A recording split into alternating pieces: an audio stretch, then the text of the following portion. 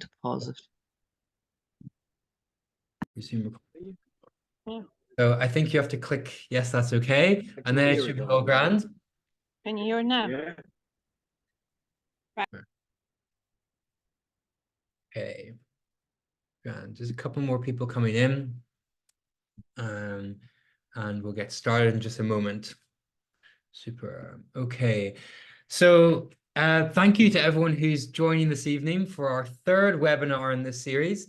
If you haven't been to the previous ones, I'll do a little introduction. My name's Alex McMaster, and I'm working on the Shifting Tides project, which, if you haven't come across it until this evening, is a project that's situated in Carlingford Lough.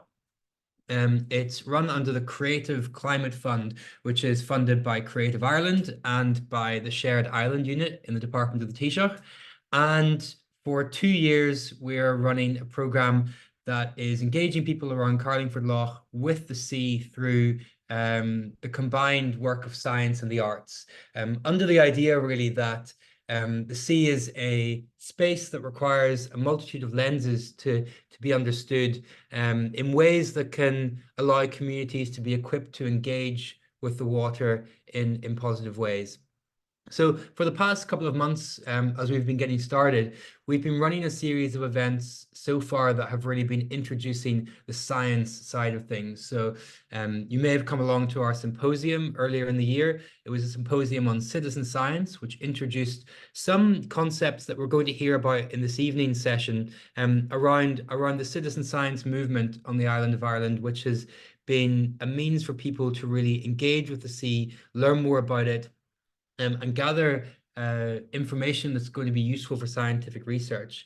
So that's one aspect that we've really been focusing on the past few months. And now, as we come towards the summer, we're starting to have more of a focus on the arts elements. But the two are really running concurrent to one another. And the idea here is that we really have an interplay where science is responding to art and art is responding in science, and the two are working together. So this evening's session, as I say, is the third in a series of webinars. It'll be the final one in this series so far, and then we'll look at having another series later on in the year. And the purpose of these webinars has really been to set out some of the marine environments that we're interacting with around Carlingford Lough, around the island of Ireland, and that we're going to be interacting with in some of the workshops and sessions that we run in person around Carlingford Lough in the coming months. We started off the series with seagrass meadows, which, just to recap, are flowering plants that grow in meadows that are in the intertidal region between where we have the high tide and the low tide, and beneath the low tide. So we have them beneath low water. And just to fill you in, if you were at the seagrass session a few weeks ago, just this weekend, a few of us were with some of the members of the diving club, and Heidi McIlvenny from who's a PhD researcher from Queen's University Belfast, and we were looking at some of the seagrass beds that exist along the shore, with the prospect of this summer going out and surveying them. So if you were interested in the seagrass webinar, we are following up on it. So just keep up with what's going on, and there will be opportunities to engage with those seagrass meadows more in the coming months. Last week, we looked at kelp forests. We had two fantastic speakers for that event who were introducing the role that kelp forests play in providing a habitat for a multitude of marine species, but also how kelp forests draw down carbon in one sense, not to the same extent as seagrass meadows do, because, as we discussed, seagrass meadows have that role in drawing down, storing carbon. And something that's come through these sessions, and it's a term that I would that we're going to be discussing as well in this session, is this role of ecosystem services. And ecosystem services are something that are described as being elements of I guess natural environments that are of use to humankind. So in this sense, seagrass meadows have been thought of as something that's useful for climate, for dealing as I suppose, a nature-based solution for climate change. And kelp forests are often thought of in terms of their ecosystem services, in the services they can provide if they're harvested, or the services they provide in reducing the impact of storms on our coasts. One of our speakers today, Garry Kendellen, is going to be speaking about taking those ecosystem services a bit further and looking at cultural ecosystem services in his talk. So I'm going to introduce both our speakers, but just before I do, I'd like to just scroll across to my other tab here and just introduce you briefly, in case you have to drop out during the webinar, to the Shifting Tides website, where you will find a whole bunch of information about the project, what we're getting up to, a few blogs, upcoming events, and within that, you'll be able to find our previous webinars from the series if you're interested in catching up on those. So we have the kelp forest there, we have the wonders of undersea meadows, which are the two previous iterations of this webinar. And as well as the webinars themselves, you'll be able to find a bunch of resources if you want to find out more about those habitats, and if you want to look into some of the ways in which you can get involved with them through the project. There's a few other bits and pieces there, including if you're an artist who's interested in getting involved with the project, there's a briefing there for any artists that want to look at collaborative approaches to getting involved with the Shifting Tides project. So that's all on the website. You can also go and click, if you haven't already, go onto our expression of interest form here. Go to forum, and there you'll be able to register your email address to receive updates on what's happening with the project. So that's most of my spiel. I'm going to go on now and introduce our two speakers for this evening.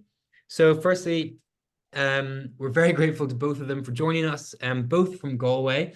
Joining us from Galway, we have Dr. Maria Vittoria Marra, who is the Education and Public Engagement Officer at Galway Atlantiquaria. Her background is in marine biology, and she has a PhD in zoology. For several years, she conducted research on sponges, focusing on the biotechnological applications of these animals. And since 2018, she's collaborated with Sea Search Ireland to support their citizen science work on sponges aimed at increasing public awareness about these fascinating organisms. In fact, besides her interest in sponge biology, over the years, Maria Vittoria has also developed a passion for ocean literacy and science communication, expressed via her collaborations with organizations like WWF Italy and Pint of Science Ireland, among others. In 2020, she joined the Irish Ocean Literacy Network as a member, and from 2021, as part of her role at Galway Atlantiquaria, she's taken on the role of IOLN's Secretariat. Over the years, Maria Vittoria has shown a natural attitude in bringing individual marine stakeholders together, such as through the establishment of the Italian chapter of the Marine Social Sciences Network. She's also been working on a few original initiatives focused on conveying ocean literacy through music. For example, the ongoing Galway Bay's Calling project, funded through the Creative Ireland programme. And I just mentioned, with that in mind, that Maria Vittoria's project under the Galway Bay's Calling is part of the same funding initiative that Shifting Tides is under. And we are looking at ways of linking up with that, and are already joined up with the Irish Ocean Literacy Network. You can find some of the resources around the Irish Ocean Literacy Network on our website. There are links there. Our second speaker this evening, Garry Kendellen, has been working in the Galway Atlantiquaria for over 7 years, marketing the experience for visitors. He's responsible for organising public events on the shore, clean coasts, beach cleans, and shark and ray egg case hunts to celebrate nationwide campaigns. As an active volunteer in the community with a varied education, mental and emotional support roles since 2003, Garry is also a keen artist and photographer who uses the influence of fantasy art and Warhammer to tell stories.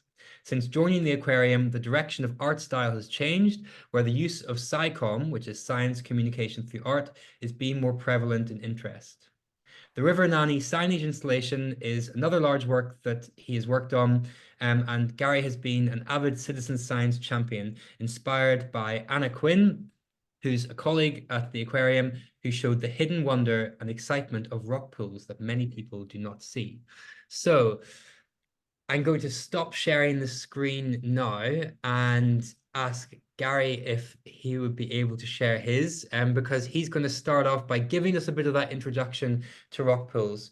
And something that's come up quite a bit throughout these sessions has been some of the analogies that can be drawn between these marine ecosystems, these habitats that are diverse and abundant in life and therefore resilient, and the analogies that can be drawn between those and coastal communities who are engaging with them.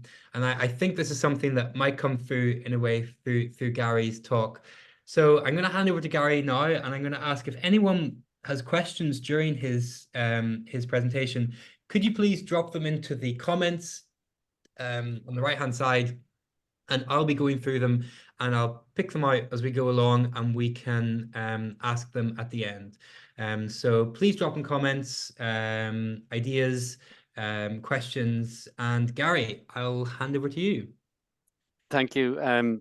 Grateful for Shifting Tides to give us this opportunity to speak about something that's an incredible passion for me. And when I found out, I suppose, the goal of Shifting Tides was to enable and empower the people to become custodians of the shore, and to understand the intricate relationships. I think that's I really bought into it, and I love the fact that it's based about community development and, of course, art, which I love. So I suppose my talk really is about the rock pools, but it is about that, the presentation of the rock pool, the interpretation, the storytelling, which is really important, and then, of course, the citizen science. So as I'm always learning about the rock pool, I'm always finding new things, and one of the latest things I'm using is that term, that CES, that cultural ecosystem services, because any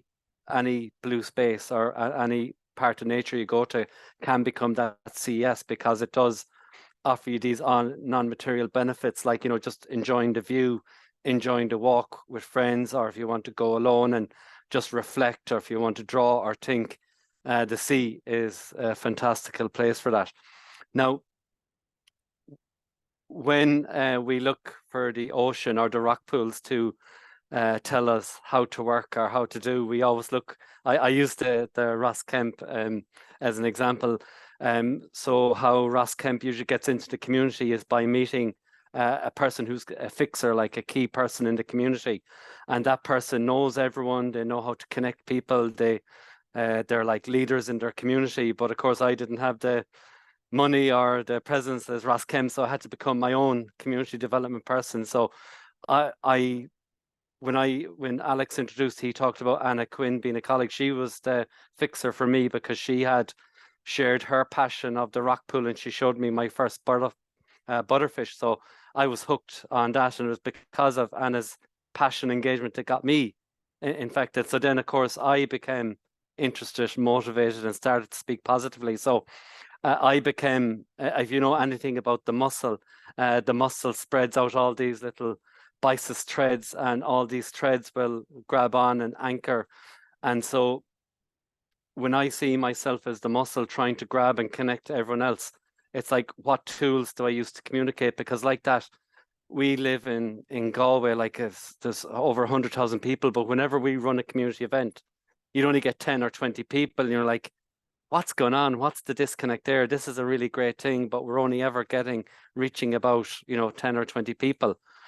So then I began learning of who do I talk to, or how do I start my story. So I do tend to use a lot of spirit, because I do love walking by the ocean for the connection. So I use the red thread, that Japanese or the Chinese tradition that everyone's connected through a red thread. So when I started to connect my threads, one of the first people who I met who was really interested was Letitia Wade from the Wild Atlantic Way. So that's an incredibly powerful brand to be attracted to. They're basically wanting to showcase Ireland as a visitor attraction for many visitors. So the Wild Atlantic Way offers so much information on how to present, how to do your digital marketing campaigns. And also they have a facility for booking. If someone's looking for an event to do, the first place to go to is the Wild Atlantic Way Hub. So we advertise our events through the Wild Atlantic Way. Then I thought, because we're doing community development and we have to think local, act global, I needed to make friends with people across the water. So I met a fantastic project in person, Catherine Mersel in the Westport Aquarium. That's an aquarium in America. And we've been working on very different projects for the last 2 years. So we've got a fantastic link to another similar aquarium to us that have similar problems, similar rivers, similar oceans.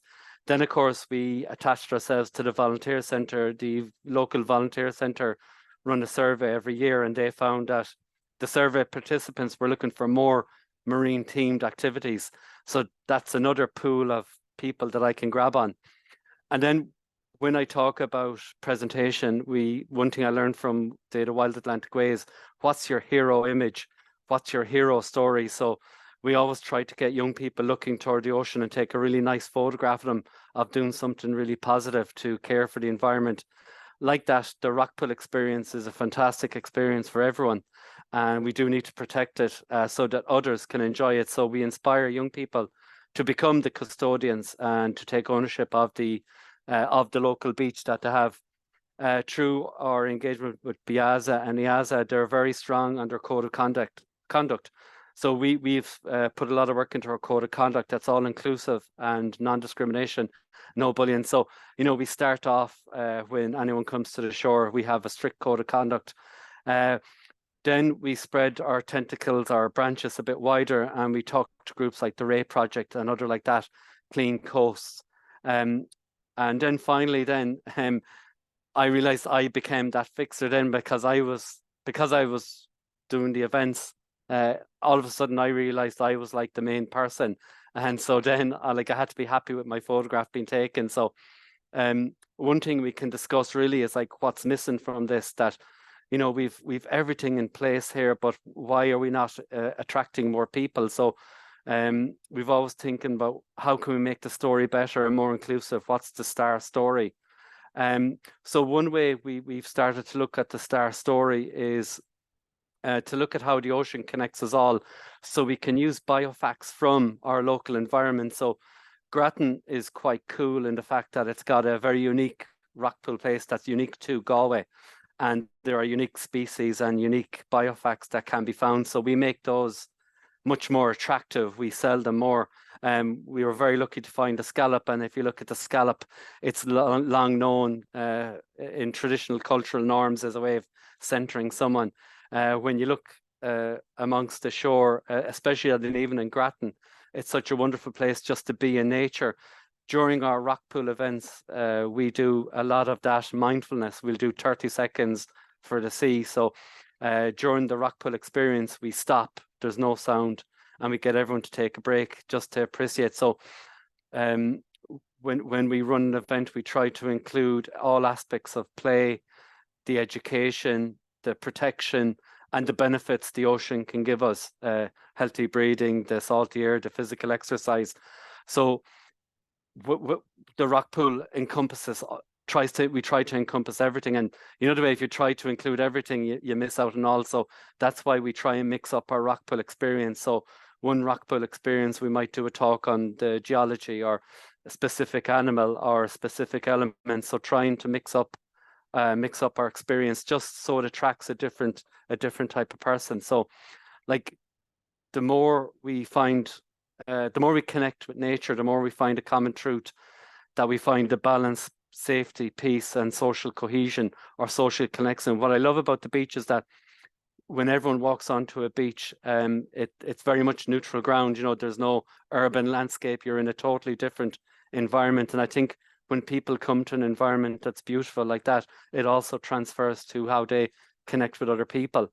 One of the funniest stories I found is that if you look at the aerial photograph of Grattan, this goes into the storytelling aspect of how you can make the rock pool. So this little patch in the middle, it looks like a hoof of a horse. And we know that when there's a storm at sea, people refer to, oh, look, the white horses are glowing. But while I was doing rock pooling, I found a horseshoe, and I found out through the culture of the site that horses used to be used the land a lot. So, you know, bring in the historical connection of how even the beach was used to heal horses. You know, it could be an aspect you could bring into a next talk about how the beaches are for your health, the beaches for your education, that if we haven't got a healthy beach, how can we remain healthy? You know, it's all about restoring or keeping the balance in nature. That's always been there. When we talk about the art practices as well, I remember I was always doing the rock pools, and I said, you know, I'm going to try sand art. And I remember spending ages trying to draw a mermaid, and all the families came down and all the parents were looking at, and they were like, where's the mermaid? Because they expected this really fantastic mermaid. But when I asked them to look down, they seen the mermaid, but all I did was do a base outline of a mermaid, and all the kids saw the mermaid. You know, when kids use things like Lego, they can make 3 or 4 bits of Lego into like cars, planes, trees. So they've such an imagination. So all the kids, we did a biofact exploration, a biofact talk. They collected up all the shells, and I never forget, because you know we do lots of surveys, but we can't record the anecdotal things. But I will never forget a parent was on the phone to her friend saying, we're on the beach, it's a lovely day, the kids are decorating. Do you know what I mean? That was a wonderful experience of the shore, a very positive shore where young people were enjoying the beach, they were learning about the biofacts, and they were creating a piece of art that was a part of the group who had done that. So that, for me, that was a magical experience of how we used art on the shore to enable people to see the shore. It's not only for paddling during the summer, that you can go all year round to explore the shore for biofacts, the shark egg hunts, like the tide changes the beach every day, so it's never the same place. Explore Your Shore is a fantastic resource. Dave Wall has been that second most inspirational person, because he's encouraged to go further with the recording of the species, identifying the species, and doing all the different types of shark and ray egg hunts. So like currently the aquarium we have captured about 87 species, and I've shared the link to the YouTube link where you can see all the species are there explained, and we have all the photographs and video to do with them. So the importance of citizen science and getting the citizens together to contribute to the welfare and care of the ocean, especially where they live, is a very important aspect. So all you need is a phone, and to be, as I say to people, we've got urban eyes. Your first rock pool is usually your worst, but once you start getting used to the shore, you see more things, and then once you start photographing, it becomes very exciting to see what will I find the next day. Ultimately, the goal, and I love this, the rock pool bend, I call it. It's just me. I was just talking about a simple species I'd found, and you see, everyone is all like, they're laser focused. For me, that's the wonder of the rock pool, where you can find a central interesting topic. You can talk a little bit about it, and all the young people, like, they, you know, that experience lasted for minutes, but it was a memorable experience for all, because they all were able to see life on the shore where they expected they wouldn't find anything. And that was just part of hundreds of micro experiences, because like that, everyone started turning over rocks safely. So there's a lot of work that goes in behind the rock pool experience. But I think when we think like a muscle, to try and reach out to as many from the community to share and advertise that experience, because like that, there's over 100,000 people in Galway. We only ever get 20 or 30 people. So I'll keep plugging away, advertising, keep doing my interpretation, keep doing my storytelling, and hopefully it'll grow our rock pool experiences, because like that, you don't need one person, you know, you can go yourself. It's about encouraging people to go and do these things through the Explore Your Shore portals. So thanks very much for listening to my presentation. I want to express my, I suppose, gratitude through the Creative Island Climate Action Fund, because they are funding some really amazing ocean experiences that everyone can enjoy and learn more about their environment and how to protect it from the impacts of climate change. Thank you. That's brilliant. Thank you so much, Garry. I love the horseshoe story, and relating it to the white horses is a really nice way to get people engaged. And actually, we had Dave Wall down with us a couple of months ago in Greencastle doing a shore-based survey, and he's hopefully going to be coming back during Biodiversity Week, which is during May. We're looking at around about the 19th of May or so, that Dave is going to come probably on the southern shore of Carlingford Lough to run a rock pool session. So if anyone's interested in learning more about rock pools, Dave will be coming down for that. And if you are interested in looking further into Explore Your Shore as a means of getting engaged in citizen science along the seashore, if you pop onto, I keep on talking about our website, but we've been uploading loads of resources to it. So very shortly, there'll be an introductory video there from Dave about how to get, what Explore Your Shore is and how to get involved with it. And then ways in which you can take sort of specific areas that you're interested in, whether it be rock pools or beaches or another environment indeed. Explore Your Shore is one way of engaging with the seashore. Another way for anyone who's looking at going beneath the sea is Sea Search, which is an organization that involves divers going under the water to look for all manner of species and habitats. And there is going to be a Sea Search course running in July in Carlingford Lough. But Maria Vittoria, who's our next speaker for this evening, who works with sponges specifically, or is going to be speaking specifically about sponges this evening, has teamed up with Sea Search in her sponge research. And I think that's something that's I find quite interesting in between when we're looking at rock pools and at sponges, is that for me, rock pools are really sort of microcosms of the sea. And you know, the sea sort of flows through them in a way, but then there's all manner of life that exists within them. And sponges, as I'm sure Maria Vittoria will introduce us to in just a moment, actually feed from the sea by drawing water through themselves. And there's some of the I suppose I don't want to get ahead of Maria Vittoria, but some of the simplest organisms that exist in our seas. So, Maria Vittoria, are you able to share your screen? And Yes. I will hand over to you to introduce us to some sponges. And I should note that, and I'm going to drop a link in just a moment, that there is a more extensive talk that Maria Vittoria has done for Sea Search Ireland, which gives a bit more information on sponges if you want to take it further. And that's all going to be up on the website afterwards with the recording of this session. So I'll hand over to Maria Vittoria. And again, if anyone has any questions after Garry's talk or any during Maria Vittoria's, please drop them into the chat and we will discuss them afterwards. So I'll hand on over. Thank you. Thank you very much, Alex. I join Garry to thank you for these opportunities to having us today to talk about what we do.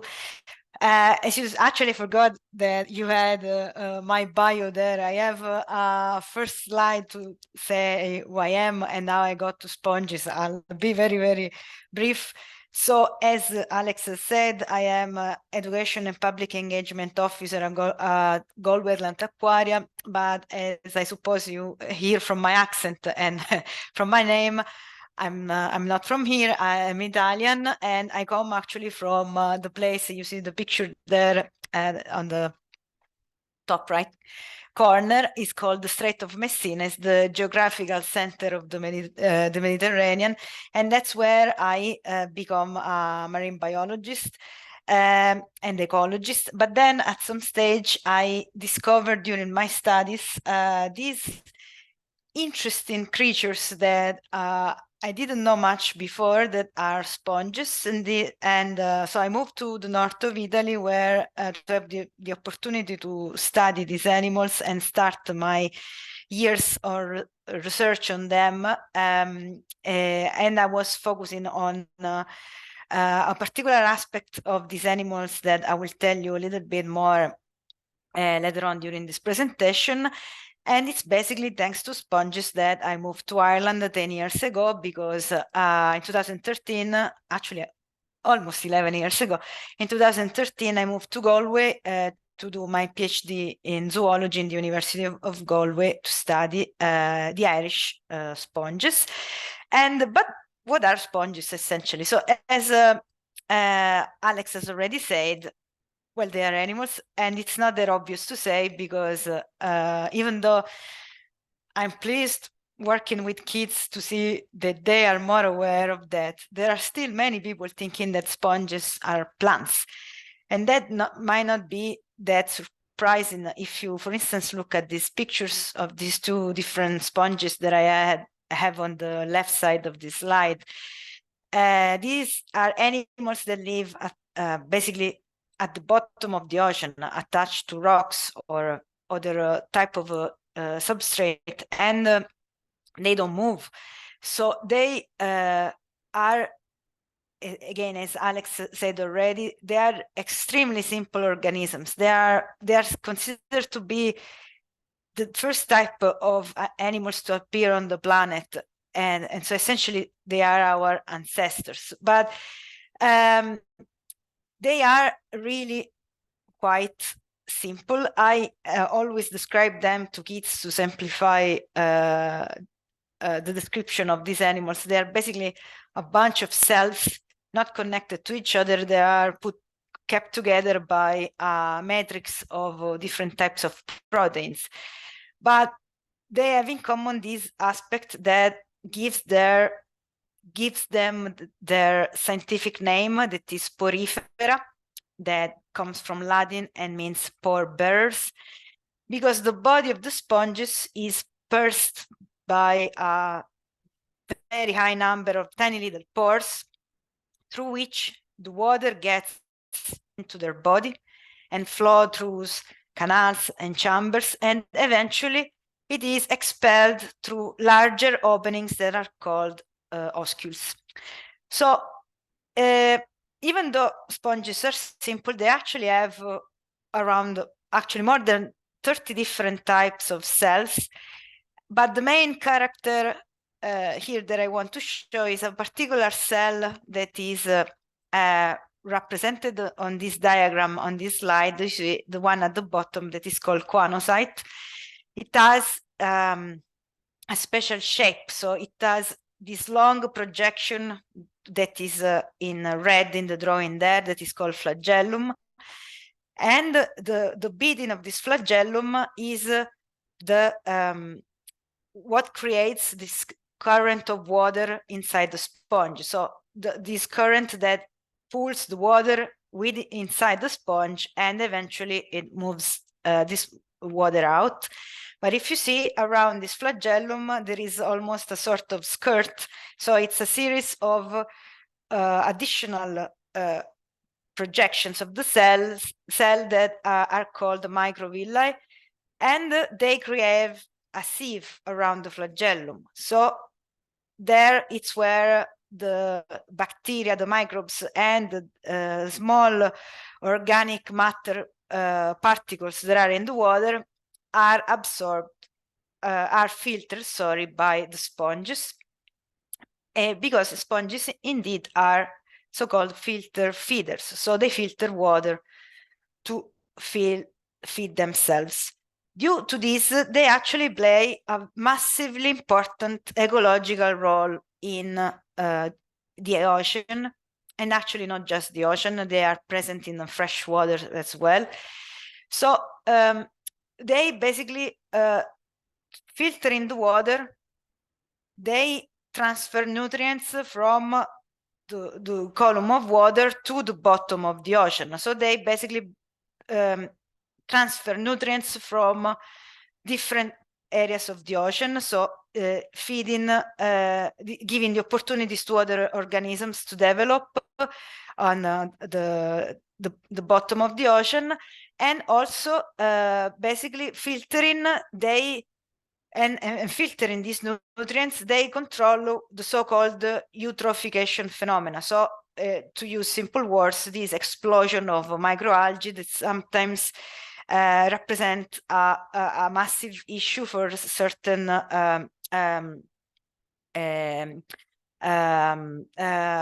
restricted environments where the nutrients may foster a massive development of algae that eventually die out and pollute that environment. So sponges help control that. They also have play other roles in the ocean that are not necessary, or sorry, the environment where they live, not necessarily just the ocean. That is due to other aspects of their body. They have a skeleton that is made of little structures called spicules that we will see in more details shortly in the presentation. For the majority of sponges, these spicules are made of silica, that is one of the major nutrients in the marine environment. So they represent a stocking store for this element. They also represent a source of food for many different types of other organisms.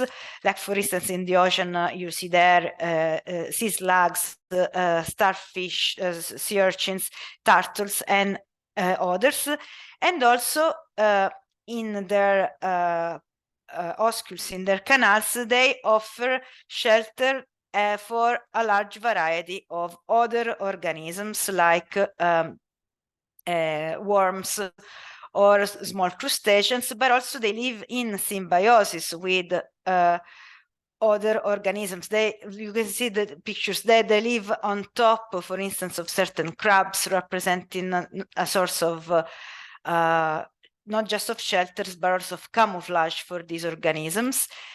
And they also live in symbiosis with organisms that are very, very small, so with microbes that will need a microscope to see. So the pictures that you see at the bottom of the slide there in black and white, those are all pictures taken with very powerful microscopes called electron microscopes of many different types of microorganisms living in sponges. Sometimes sponges host a massive amount of microorganisms in their body, so many of them that they represent up to 35% of the sponge biomass, which, if you consider that the amount of microbes we have in our body is within 1 and 3% of our body mass, you see how big it is. And why I'm saying this? Because this is something that makes sponges very, very important for us. Because sponges, again, this might be something that is new to many people, represent an incredible source of medicines for us. In fact, they both because of the massive amount of microorganisms that they host, but also because of their own physical characteristics, store a large variety of very different type of chemicals that scientists have started studying in the last few decades, and in many cases have found to have very important pharmacological applications. Why I'm saying because of their characteristics? Because, as I mentioned before, sponges are sometimes confused with plants because they are sessile organisms, so-called. So they live attached to the bottom of their environment. So it means that they can't escape from their predators. They don't have any spike, any claws, any teeth, anything to protect their body. So how do they protect their body? They basically produce chemical weapons to keep predators and competitors away. So these chemical weapons are essentially these toxic compounds that scientists are studying because they have seen, and that was I was trying to do myself when I was studying sponges before starting working in the aquarium. Scientists have seen that these compounds they produce can be used even to treat diseases like cancer or even many other like heart diseases, inflammations, malaria even. So this is a massive interest that we have in sponges, because also they produce antimicrobial compounds. And if you think that one of the many challenges that as society we will face in the future is so it's drug resistance by microbes, sponges really play a very important role in our future as source of compounds of potential interest to save ourselves. But also sponges actually have been known for centuries already as a source of tools very, very useful for us, like for instance bath sponges that we have used and we keep using, especially to give bath for kids, or other applications as well. It will take too long to explain, but because of that, sponges have been farmed for many, many years, and also currently they are farmed in lab conditions. Their cells are cultured, so there is a whole branch of science focused on getting more biomass from these animals in order to extract more of these compounds of interest. But let's see how sponges look like. So as Alex mentioned, we need to dive to see a lot of sponges, but we actually see a lot of sponges in intertidal environments as well. So if you walk along the shore of the Carlingford Loch, and when there are good tides, so let's say below the meter, you would be able to see a lot of sponges. These are all examples of species I've seen when I was doing my PhD. Some of these actually were collected in Strandford Loch as well, that is not too far away from you guys.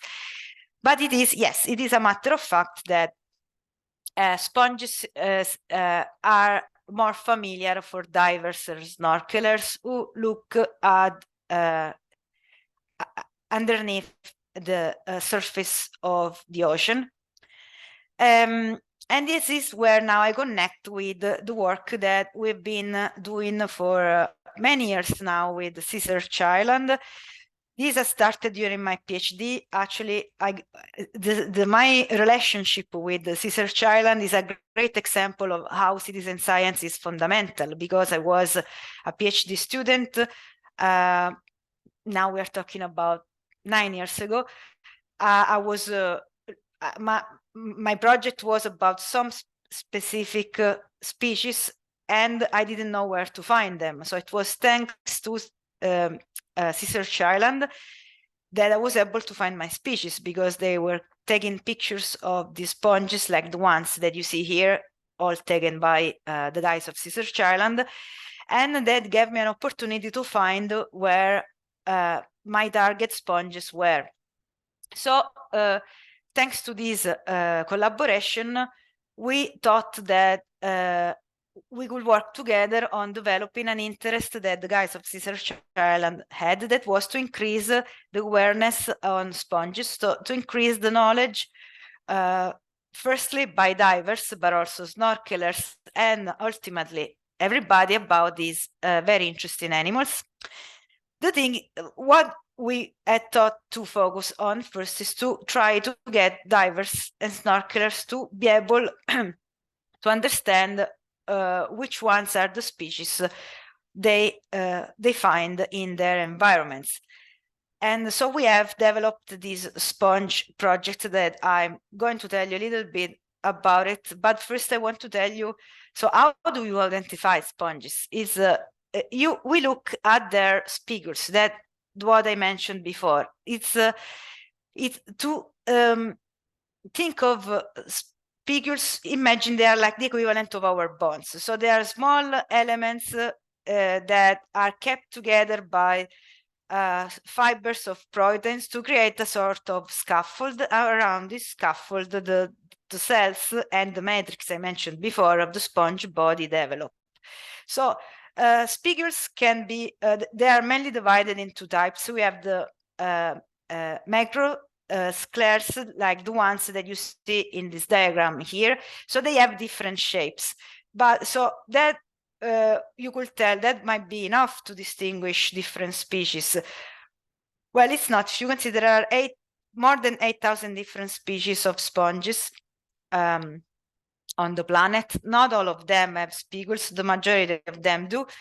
And if you think, for instance, many of these species only have one type of the spicule, like this one, for instance, that I'm highlighting here, and you consider that just this shape may have many different features to consider to be able to discern different species. Like, for instance, if it's a straight type of oxia, that is the name of this particular spicule, or if it has different characteristics, like, for instance, the presence of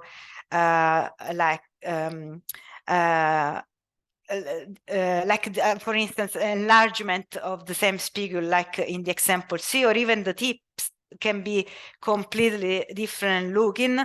So even this is just to give an example of how it can be not that straightforward to distinguish sponges with the same spicules. One help can come from the fact that sponges may have also what are called the microsclers, so very smaller spicules that basically reinforce the whole skeleton, and they can be more different looking than the macrosclers. But still, again, that might be not enough. Here I have an electron microscope pictures representing a different type of spicules, so you can have an idea of how the spicules actually look like. So another thing that can help, besides the shape of the spicules, is how they are arranged in the skeleton. So in the diagram at the bottom, you see that they can be arranged in very different ways. Again, that electron microscope on the side gives an example of how the spicules are kept together by the proteins in the skeleton. But again, this very often is not enough. This is the traditional way taxonomists have looked at identifying sponges, but it has proven to be not enough several times. So other methods should be applied, like using molecular techniques to identify the sponges, and again, that might be not enough. So the so-called integrative taxonomy is used to giving support. The integrative taxonomy looks at other characteristics of the sponge body, like for instance, their cells, the chemicals they produce, or also where the sponges are living, because sponges with very similar spicules, very similar skeleton, maybe one in the Mediterranean, one in Ireland. So that can help to distinguish species. But this is trying to condense just in a couple of minutes how difficult it is to identify sponges. That's why I'm going to, Alex is going to share with you that link, because it takes longer to give examples of how difficult it is, but it is difficult to distinguish sponge species. So that's why we have thought of having the sponge project with Seashore Island, because it's very hard for divers and snorkelers to identify their own species. And so it's hard to connect with Garry's presentation, so with for the National Biodiversity Data Center, to receive that data about the distribution of sponges. So with the sponge project with Seashore Island, we thought to go two ways. One is to promote the records of sponges, the very few sponges that is quite impossible to misidentify. I say quite, it's still possible, but these 6 species that you see on this slide here are the top six species that will be really, really hard to misidentify. So these are the target of the part of the sponge project that is called the Sponge Safari. So if you are divers or if you know divers, please share this information with them, share these pictures. The guys of Sea Search Island have more information about these species on the website to be able to identify them. I am sorry, I realize now that I tend to have too much of a scientific mind here because I put the scientific name. I should have put down the common names, but the Pachymatisma johnstoni is called the elephant hide sponge. Cleona celata is the boring sponge. The Derchitus bucleandi is the black tar sponge. Micale columella is the crater sponge. Siconciliatum is the purse sponge, and Raspalia ramosa is the chocolate finger sponge. So the common names will help to definitely to remember them more. But also, as I said, to be able to support divers to get more familiar with their species and so get more records for the National Biodiversity Data Center, in collaboration with the zoology department of the University of Galway, we also have the second branch of the Sponge project, that is the Sponge Recording project, for which we ask divers and snorkelers, and actually if people find sponges at low tide and will be happy to contribute. So we ask them to send us sponge samples so that our collaborators in the university can actually identify them for you guys. So the idea is once you are in your environment, whatever you do, dive, snorkel, walk, and you spot sponges and regularly, and you get interested in those particular sponges, take good pictures of those sponges, take all the possible information you can about those sponges, like how they look like, if they are encrusting, if they are massive, if they are colored in a certain way, if they are soft, if they are hard, all the possible informations. And then if you manage to take a sample of that sponge and preserved it in absolute ethanol, you ask why, I'll tell you in a second. Why and how, I'll tell you in a second. You can send the samples to Sea Search Island or us in the aquarium. I collect the samples for Sea Search Island as well. And our collaborators in the University of Galway, as I said, can identify them. It's absolute ethanol. Obviously, you don't have it necessarily in your hand. Part of the project is to supply material to collect samples to all the people who are interested to do that. But as I said, to condense all this information in a presentation of 10-15 minutes, sorry, I'm probably talking, I've been talking for a very long time. It's very, very hard. So with Sea Search Island, we also offer workshops focused on one-day workshops focused on sponges to learn more about these organisms, expand on everything I've tried to say before about their biology, ecology, how to identify them, and also how to get involved with the Sponge project. The QR code there connects to a Google form where you can express an interest if you want to know more about the Sponge workshop or the Sponge project in itself. And that's it. Thank you all for your patience. Thank you so much, Maria Vittoria. That was really fascinating. And there's such a diversity of colors and sponges and shapes and sizes. It's incredible. I think it's really interesting that you're working with divers who are studying sponges, because I know that in the past, the interaction with divers and sponges has generally been that when sponges were really used, I think not just for for bathing, but also for, I think, during the Industrial Revolution, they were used for cleaning industrial machinery. And there was a real industry of harvesting sponges, and it was divers who were going down and collecting them, often with very little training in using their equipment, and it was a really dangerous job, mostly carried out in the Mediterranean, which actually drove a lot of those sponges to very low levels. So yeah, it's interesting seeing that sort of change in how divers are engaging. Thank you so much. And there haven't been any questions in the chat. I just want to open up. We have to wrap up in a couple of minutes, but just would anyone have any questions for either of our speakers, for Garry or for Maria Vittoria, that they'd like to ask?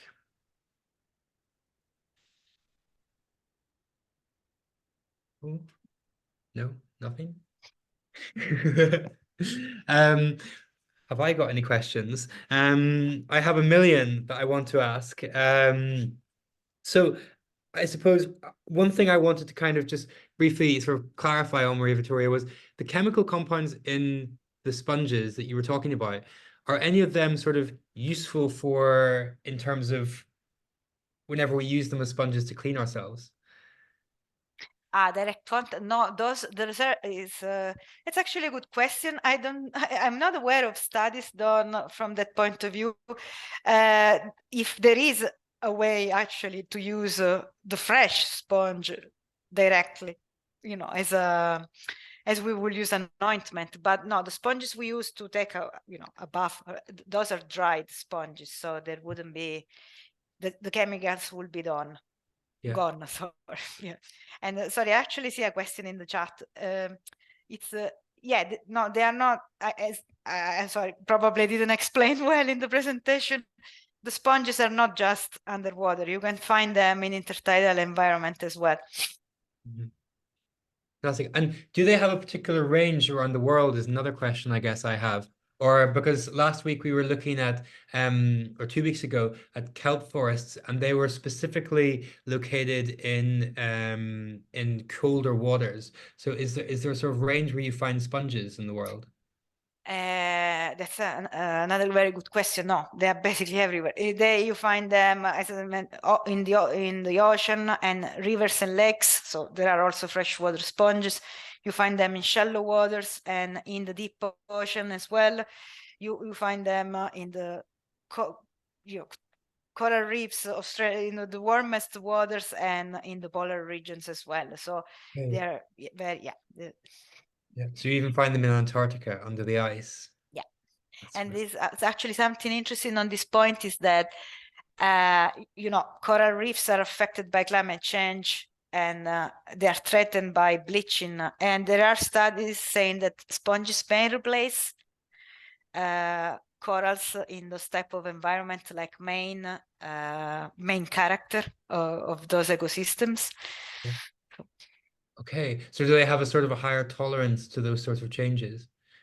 They seem to have, yeah, but they are less dependent. The problem with coral reefs is that coral reefs thrive because of the symbiosis with microalgae, and the bleaching is happening because of the increase of the temperature that makes the corals spit basically this microalgae out of their body, let's say. So sponges don't rely on that necessarily.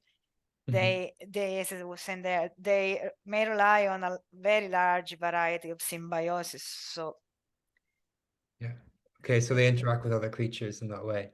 Okay, super. I don't see any other questions coming in. Anybody have any other questions? Otherwise, we'll wrap it up in just a moment. No. Super. Well, we were a bit late in getting started, so apologies that we're a bit late in getting finished. That was our technical challenges. But thank you so very much to both our speakers this evening, to Garry and to Maria Vittoria. If you want to catch up or share this with anyone, it'll be up on our website in a couple of days, and there'll be some information along with it. I think there's a really going to be a nice follow-on from this set of sessions onto the shoreline sessions that we're now going to be having in the summer, those workshops that we're hoping to run with Dave Wall, who keeps on getting mentioned, and the National Biodiversity Data Centre. So, and I see that looking at the participants who are in the chat, we have a few members of diving clubs around the loch, so maybe there'll be an interest there for sponges. And again, I've put in the chat there a link to Maria Vittoria's longer talk on sponges and some of the identification resources. Those will all be on the website too. So thank you very much to everyone for joining this evening. We really hope you've enjoyed it, and that you enjoy the rest of your evening. Thank you all for Thanks, being everyone. here. Bye-bye. Good night. Thank you very much. Thank you. Very interesting. Thank you. Thanks.